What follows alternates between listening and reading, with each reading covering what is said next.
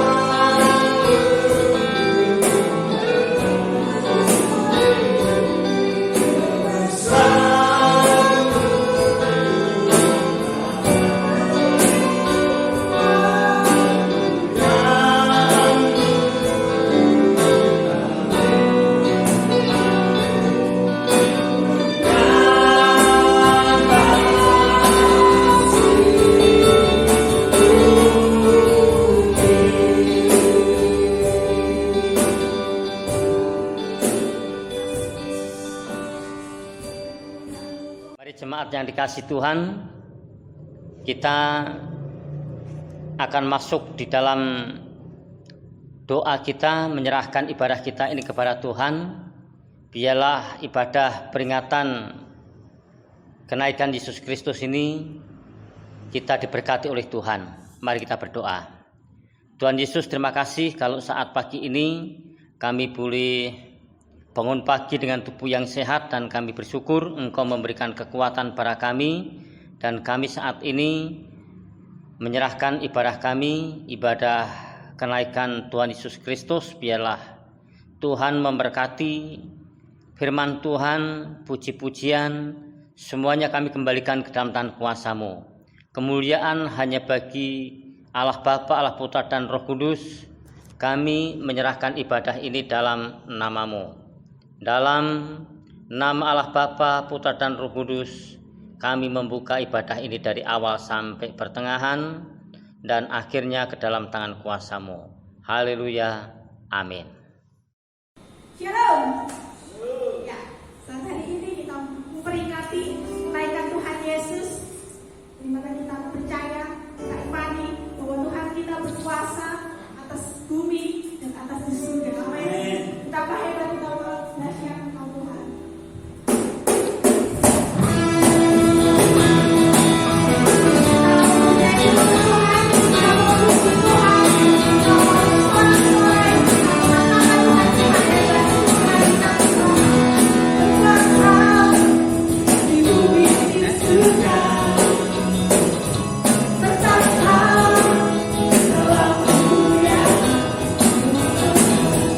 Tidak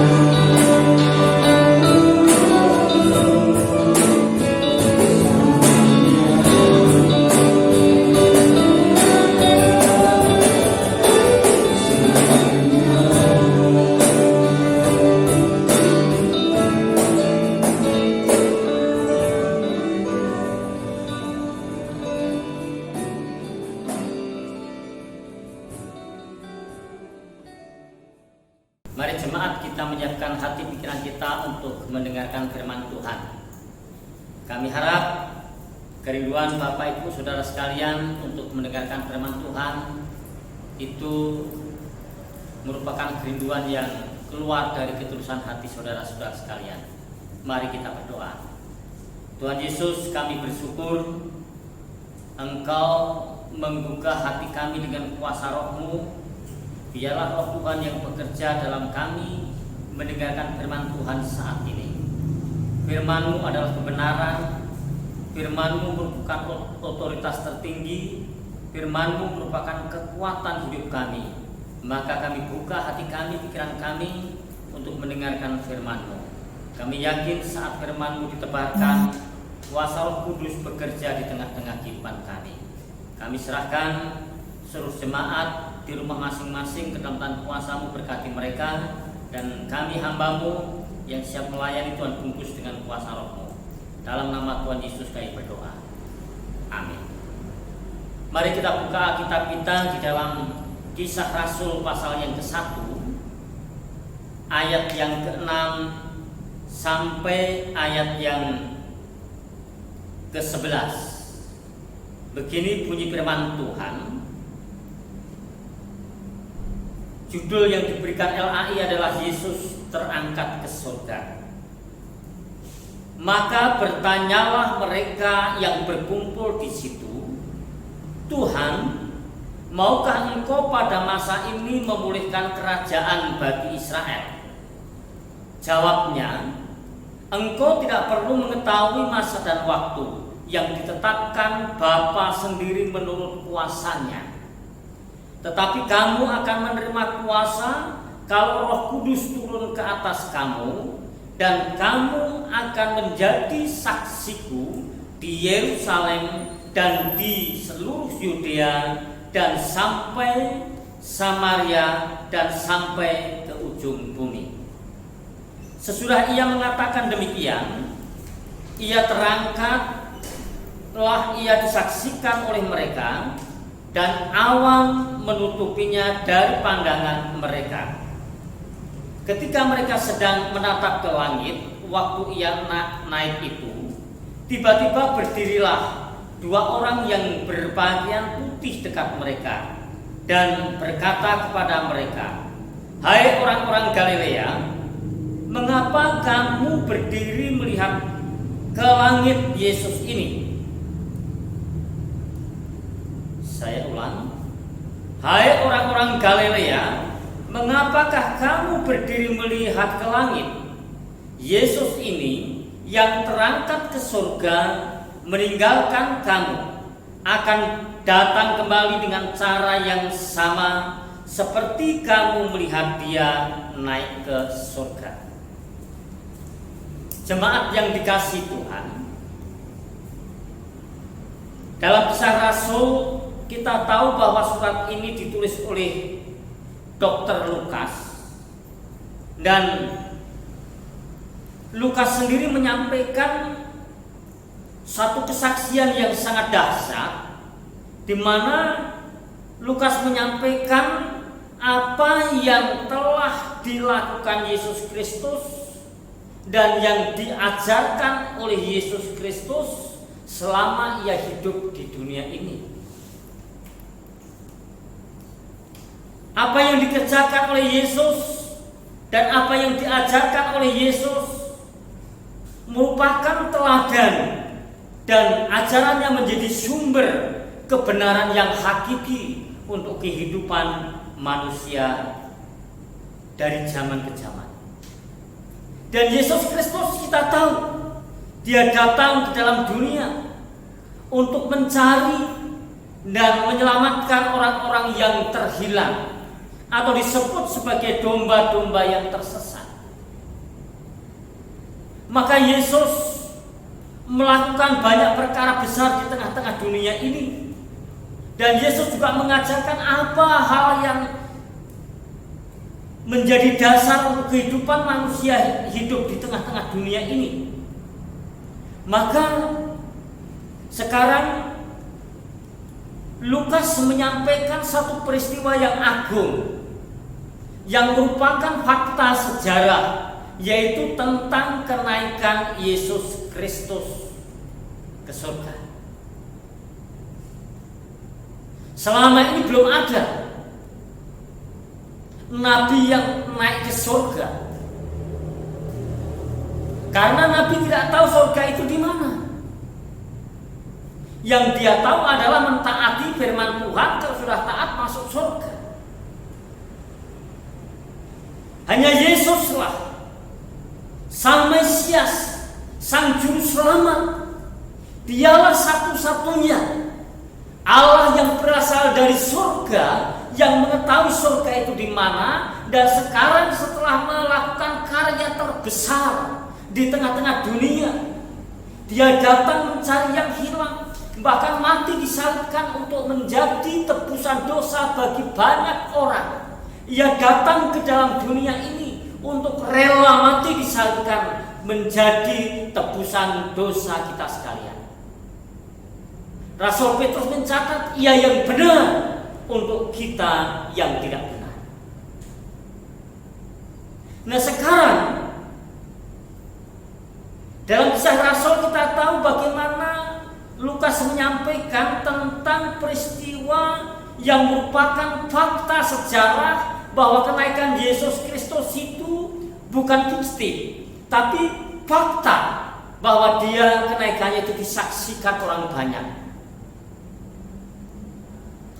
Nah Tuhan Yesus pernah berpesan kepada murid-muridnya supaya mereka berkumpul ke Galilea.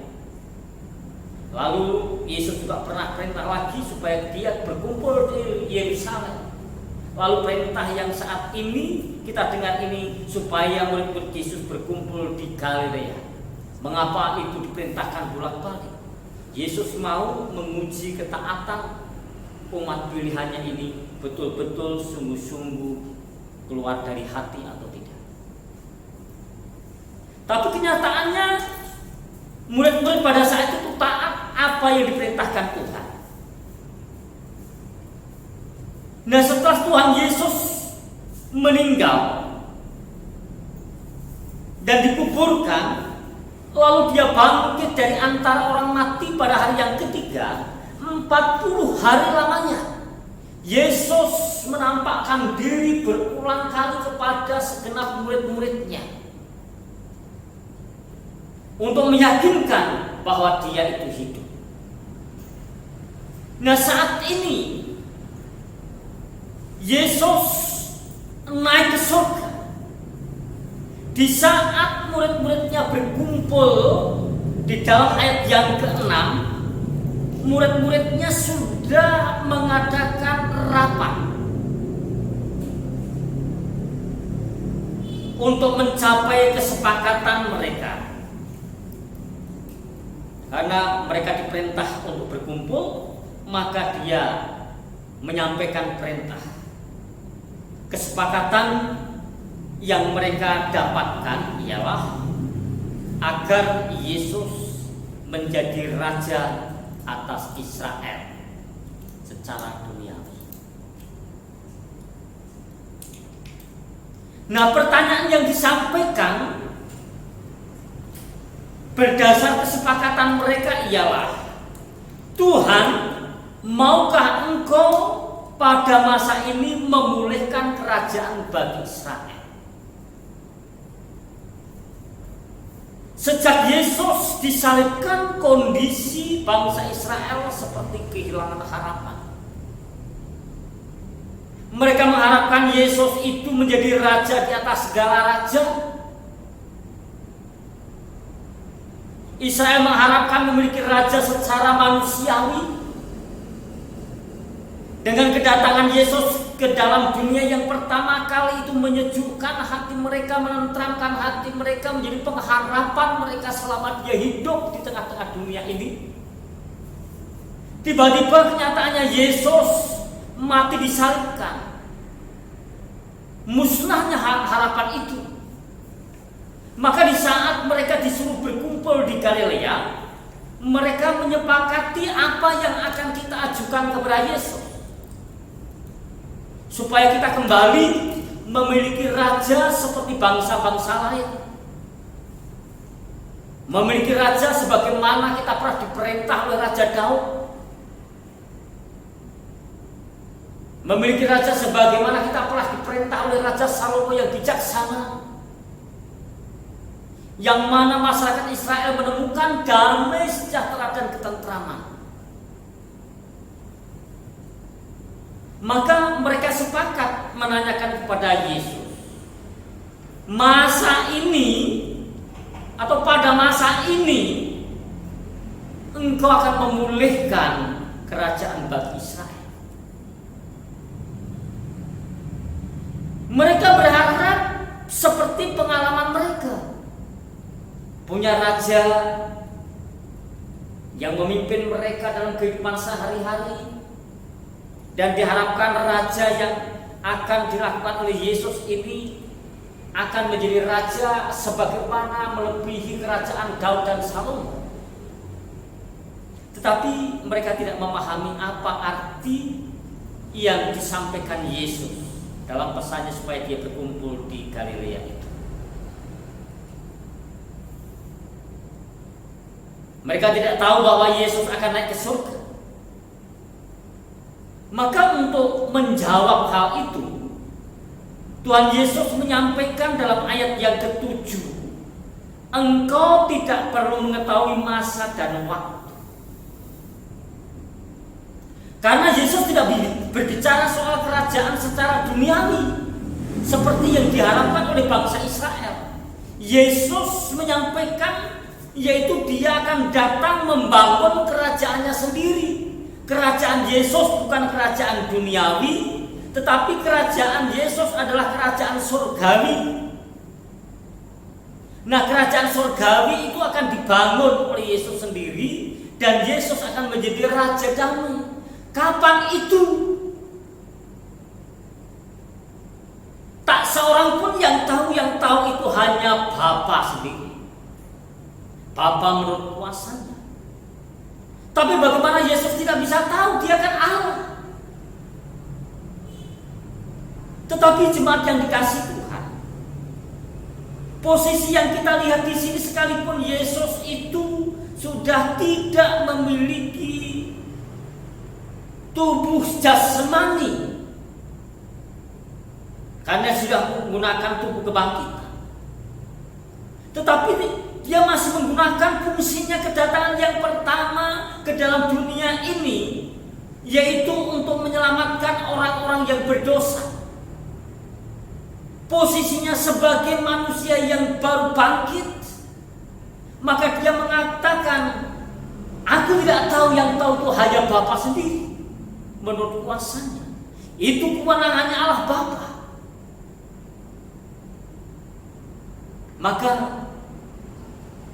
Tuhan Yesus menyampaikan kepada murid-muridnya masa dan waktu Yesus akan berdiri sebagai Raja Surgawi itu hanya Bapa yang tahu. Masa dan waktunya itu. Nah, jemaat yang dikasihi Tuhan,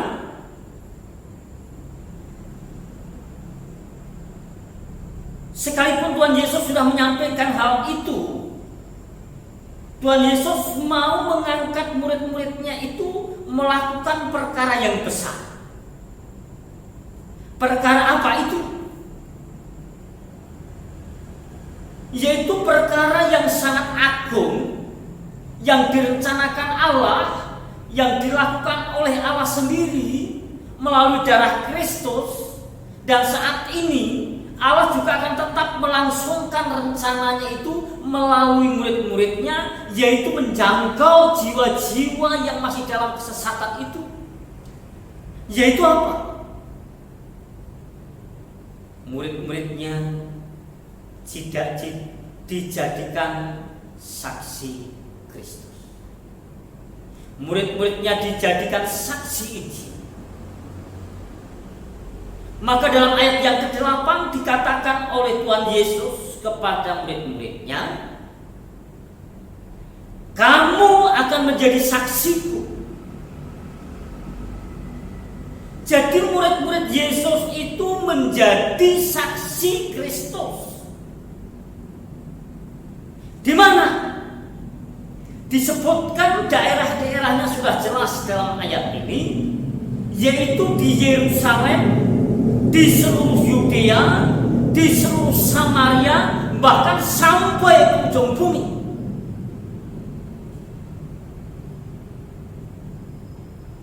Tapi Yesus Allah yang sangat bertanggung jawab. Dia mengutus murid-muridnya bukan berarti membiarkan murid-muridnya buyar sendiri tanpa penyertaannya. Tidak. Yesus menyampaikan dalam Matius pasal 28 ayat yang 20 kita tahu. Tatkala Yesus, kamu akan menjadi saksi pergilah ke seluruh ujung dunia ini, baptiskanlah mereka dalam nama Allah Bapa, Putra dan Roh Kudus. Dan Yesus memberikan jaminan supaya murid-muridnya itu memiliki mentalitas yang kuat. Ketahuilah, aku menyertai kamu sampai akhir zaman. Ini tanggung jawab Yesus yang mengangkat murid-muridnya menjadi saksi. Nah, dalam Kisah Rasul pasal 1 ayat yang ke-8 ini,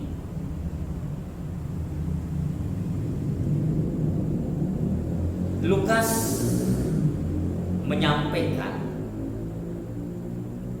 apa yang menjadi tanggung jawab Tuhan Yesus Kristus. Dikatakan dalam ayat 8a, tetapi kamu menerima kuasa. Kuasa dari mana? Kuasa Roh Kudus akan turun ke atas kamu.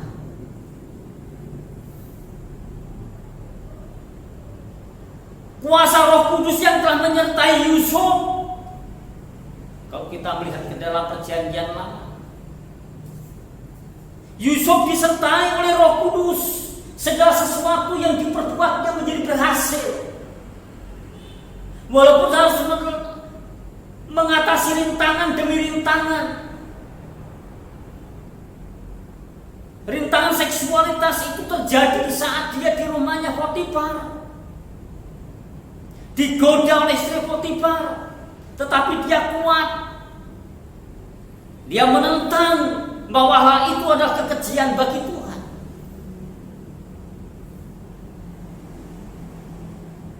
Tantangan demi tantangan dihadapi, dia masuk dalam jeruji besi oleh karena difitnah oleh istrinya Potifar.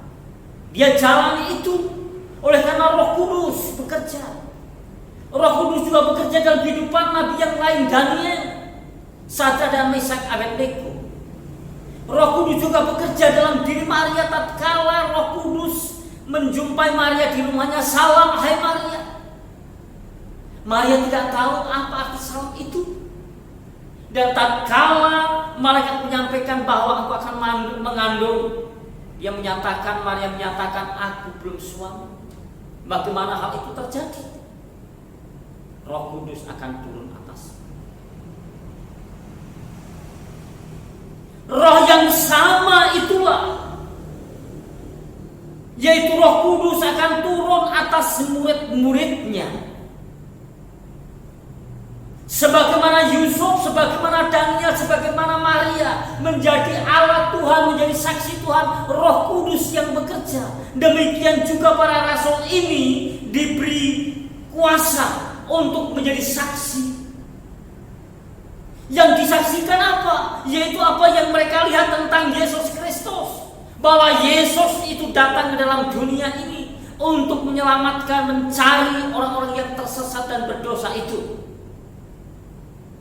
Maka saudaraku yang dikasihi Tuhan, pesan itu disampaikan kepada gereja. Amanat agung ini diberikan kepada kita untuk menjadi saksi Yesus Kristus, menjadi saksi Injil. Kita jangan sampai menjadi orang yang Kristen sekedar puas kalau aku datang ke dalam gereja. Jangan kita hanya puas saat kita bisa melayani Tuhan, menjadi pemain musik, menjadi WL, menjadi pengkhotbah, menjadi pemimpin guru sekolah minggu. Oke, itu baik. Kalau itu kita lakukan, jangan kita melakukan untuk mencari pujian dari manusia. Karena dibalik apa yang kita lakukan, Roh Kudus itu yang bekerja. Apa yang kita lakukan, Roh Kudus itu mengerjakannya. Kita menjadi berhasil, janganlah menjadi kesombongan kita, supaya Kristus itu yang dipermuliakan.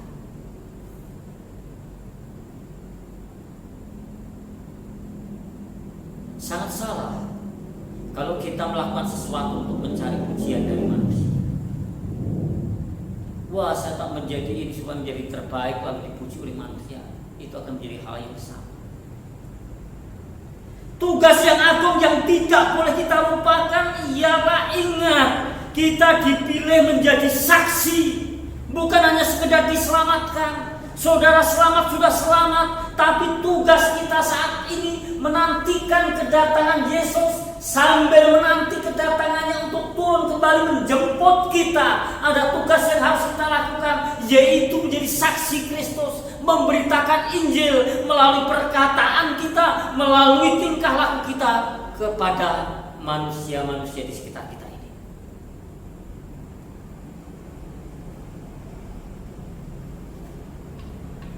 Itu merupakan pesan Tuhan Yesus Kristus kepada murid-muridnya. Mereka diangkat menjadi saksi. Saudara juga menjadi saksi. Pertama adalah di Yerusalem, lingkup kita sendiri, di mana kita dalam lingkup keluarga.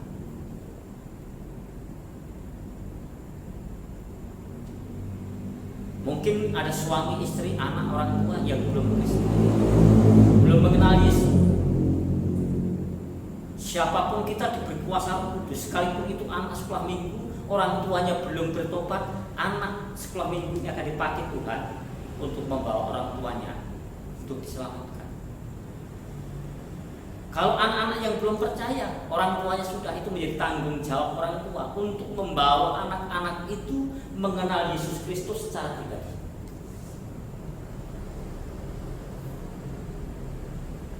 Demikian juga suami istri, jika salah satunya belum mengenal Yesus, yang sudah percaya harus menjadi saksi bagi Kristus. Itu dia Yerusalem. Dan di seluruh Yudea, tempat yang agak luas di mana lingkup keluarga kita berada di tengah-tengah masyarakat.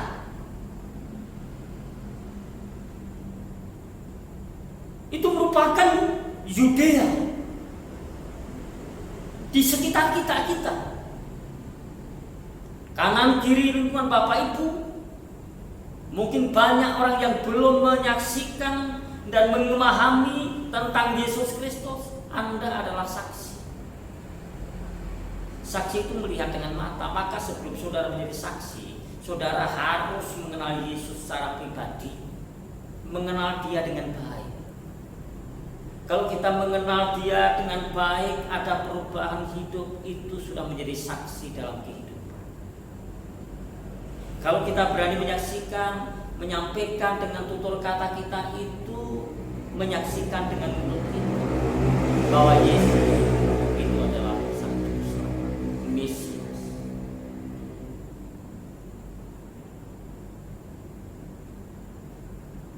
Itu tugas kita, Bapak Ibu Saudara sekalian. Bukan tugas orang lain, tapi tugas orang yang telah dipilih oleh Yesus. Nah, di saat mereka sedang mendengar apa yang disampaikan oleh Tuhan, tiba-tiba datanglah dua acara yang berikutnya. Acara yang pertama yang mereka lihat adalah orang-orang Galilea itu melihat Yesus naik ke surga. Dikatakan dalam ayat 9, sesudah ia mengatakan demikian, terangkatlah ia, disaksikan oleh mereka. Perhatikan ini. Sesudah ia mengatakan demikian, ia terangkat. Dan saat Yesus terangkat itu disaksikan oleh mereka. Dan cara yang dilakukan oleh Allah dalam ayat ini, di saat terangkat itu, awan menutupi Yesus Kristus dari pandangan mata orang-orang yang melihat pada saat itu.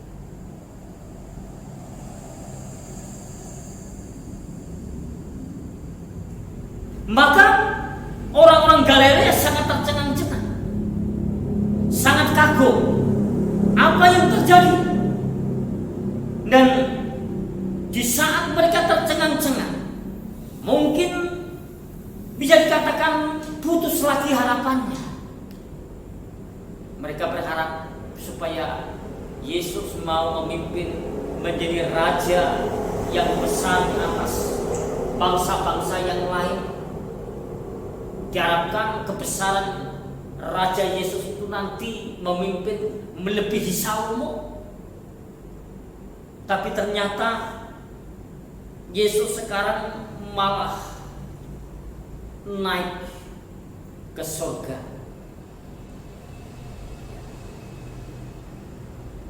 Mereka tidak tahu apa yang dilakukan Yesus di situ sebelumnya.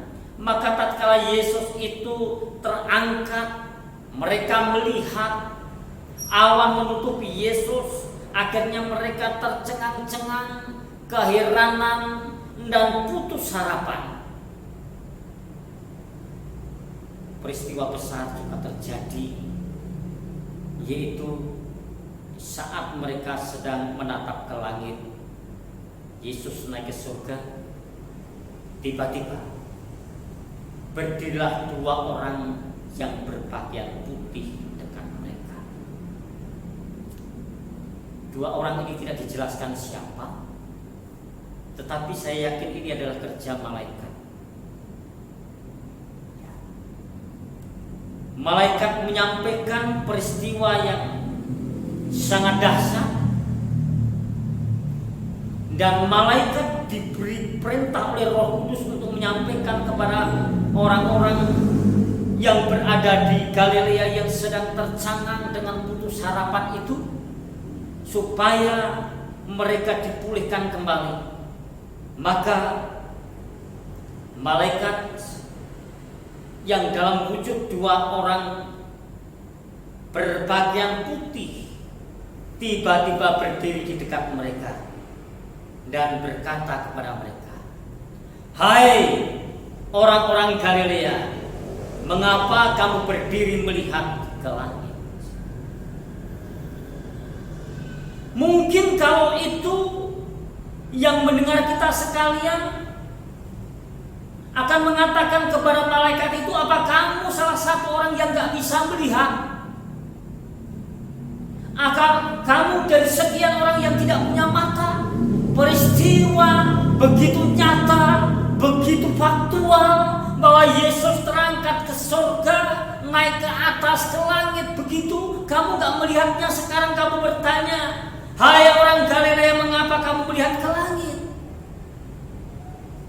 Saya melihat ke langit itu, aku melihat Yesus yang terangkat. Tapi kamu ketahui, hai orang-orang yang berpakaian putih, aku sangat sedih dan kecewa. Yesus yang aku harapkan menjadi pemimpin di dunia ini, mendirikan kerajaan Israel, memulihkan kerajaan Israel yang terkenal melebihi kerajaan Daud, melebihi kerajaan Salomo. Tapi sekarang dia naik ke langit, harapanku menjadi putus asa. Tetapi malaikat itu menyampaikan kepada mereka, Yesus ini yang terangkat ke surga. Jadi malaikat menyampaikan kepada murid-muridnya yang hanya sekedar melihat bahwa Yesus itu hanya sekedar naik ke langit. Mungkin langit seberapa mereka juga nggak tahu. Mungkin mereka juga putus harapan dipulihkan oleh malaikat itu. Malaikat menyampaikan tuduhan yang menyatakan, "Engkau menuduh aku tidak tahu, sekarang aku tahu. Aku sampaikan kepadamu, hai orang-orang Galilea, Yesus itu tidak sekedar naik ke langit, tetapi Yesus ini terangkat ke surga meninggalkan kamu." Terangkatnya diangkatnya Yesus ke surga, ada tujuan dalam Yohanes 14 itu menyediakan tempat bagimu, menyediakan tempat bagi orang-orang yang sanggup menjadi saksi-saksi Kristus dan sanggup menanggung penderitaan-penderitaan yang ada. Itu disediakan oleh Yesus Kristus saat ia naik ke surga. Dan ia kalau sudah selesai akan datang kembali.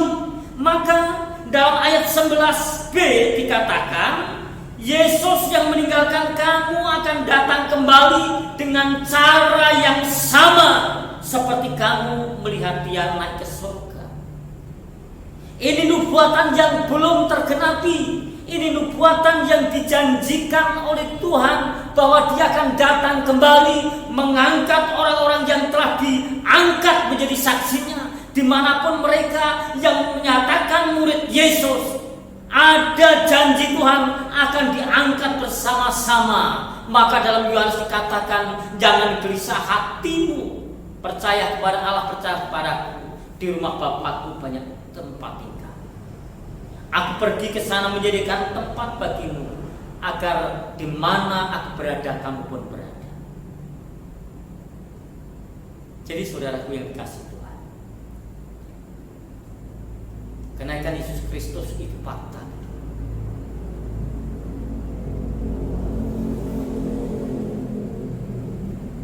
Maka kita perlu mengetahui siapakah kita sekarang ini. Kita ini sekarang adalah saksi-saksi Kristus untuk menyaksikan kabar sukacita kepada dunia ini. Dan perlu kita ketahui bahwa Roh Kudus menjadi jaminan kita. Dia bekerja di tengah-tengah kita, bersuara menyuarakan Injil. Itu Roh Kudus bekerja.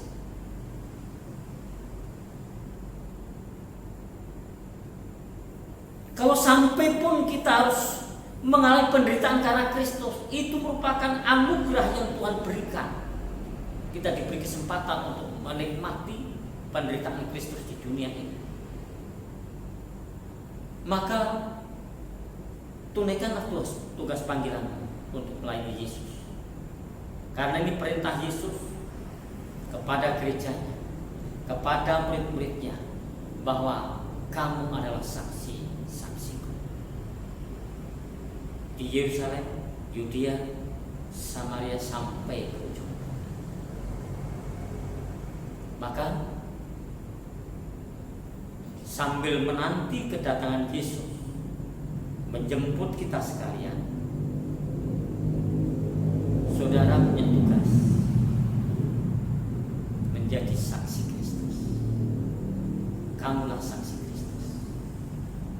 Kamulah Injil yang terbuka, yang dibaca oleh semua orang di tengah-tengah dunia. Mari kita berdoa. Tuhan Allah kami yang bertahta dalam kerajaan surga, terima kasih kami boleh mendengarkan firman-Mu. Biarlah firman-Mu menjadi kekuatan dalam kehidupan kami. Kami sadar bahwa Engkau datang ke dalam dunia melakukan perkara yang sangat besar. Engkau mengajarkan kebenaran firman-Mu menjadi dasar kehidupan kami, dan Engkau memilih kami menjadi anak-anak-Mu, dan Engkau angkat menjadi saksi-Mu baik di tengah-tengah keluarga kami sampai ke ujung bumi. Dan Engkau juga memberikan kuasa Roh-Mu untuk menjadi saksi Kristus. Kami yakin bahwa Roh Kudus berkuasa atas hidup kami, membenahi hidup kami, memimpin hidup kami untuk menjadi alat-Mu, menjadi saksi-Mu di tengah-tengah dunia ini. Terima kasih Tuhan, kami serahkan kebenaran firman-Mu di dalam tangan kuasa-Mu. Di dalam nama Tuhan Yesus Kristus kami berdoa. Amin. Mari jemaat yang dikasihi Tuhan, kita akan mengakhiri ibadah kita ini dengan doa. Tuhan Allah Bapa kami yang di surga, kami menyerahkan negeri kami ke dalam tangan kuasa-Mu. Berkatilah aparat negara ini dalam mengatasi permasalahan demi permasalahan. Demikian juga negara ini menghadapi masalah wabah COVID-19. Tolong Tuhan, Engkau berikan kebijaksanaan kepada pemerintah untuk bisa mengatasi hal ini, untuk mampu menemukan antivirus yang saat ini sangat dibutuhkan oleh banyak orang, banyak negara. Kami menyerahkan ke dalam tangan kuasa-Mu Bapa.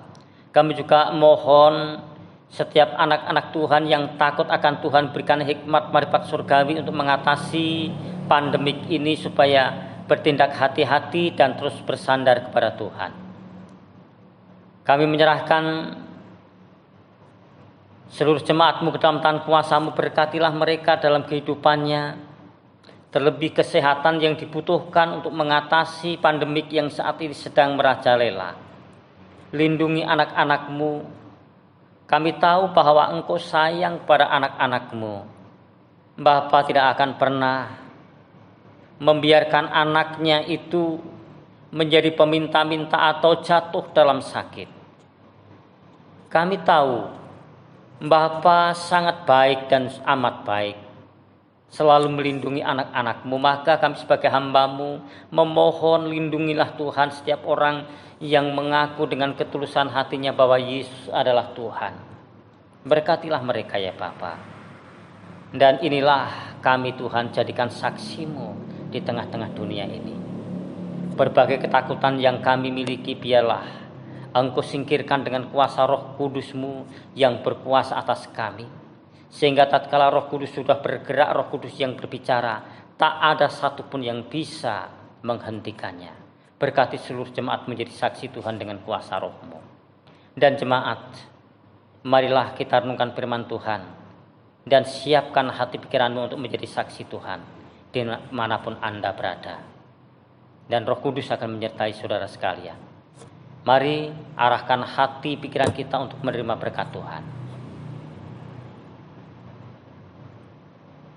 Berkat dari Allah Bapa, kasih karunia dan pengampunan di dalam anaknya yang tunggal Yesus Kristus, damai sejahtera dan pimpinan Roh Kudus akan memimpin kita sekalian sampai Maranatha.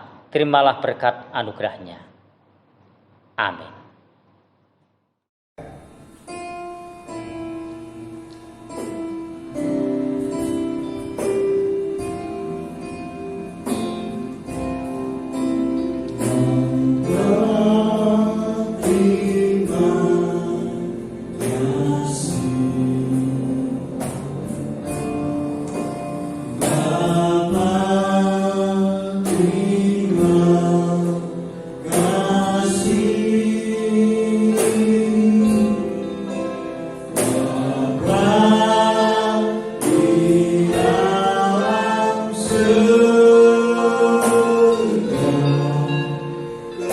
Hallelujah.